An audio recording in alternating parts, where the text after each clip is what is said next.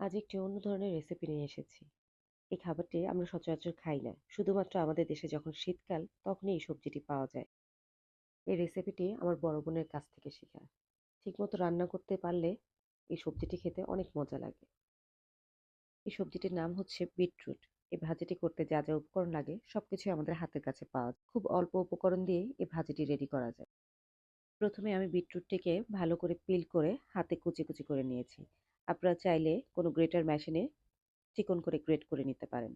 Beetroot ভাজির সাথে আরো যেটা লাগবে সেটা হচ্ছে রসুন কুচি। এই রসুনের পরিমাণটা আমি একটু বেশিই দিই। এর সাথে দিব ৪-৫ টা শুকনা মরিচ, কালো জিরা। কালো জিরার ফোড়নটা দিলে ভালো লাগবে ঘ্রাণটা। আরো যাবে এর সাথে কাঁচা মরিচ এবং বেশ কিছু পেঁয়াজ কুচি। আর একেবারে নামানোর সময় আমি কিছু ধনিয়া পাতা দিয়ে দিব।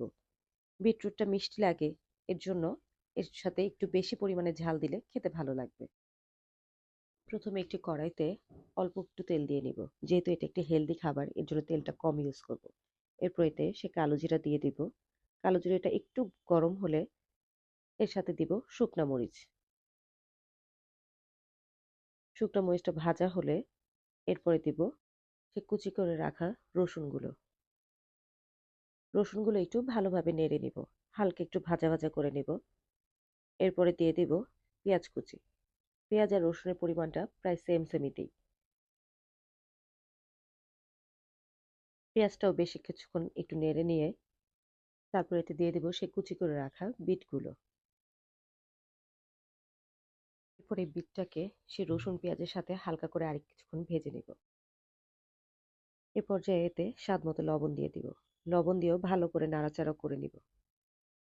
এখন বিটগুলো সিদ্ধ হওয়ার জন্য অল্প একটু পানি দিয়ে নাড়াচাড়া করে ঢাকনা দিয়ে ঢেকে রাখবো ৫ মিনিট।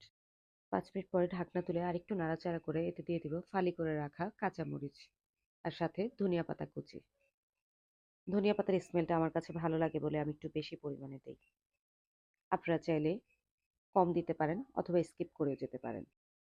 ধনিয়া পাতা ছাড়াও এটা খেতে খারাপ লাগবে না।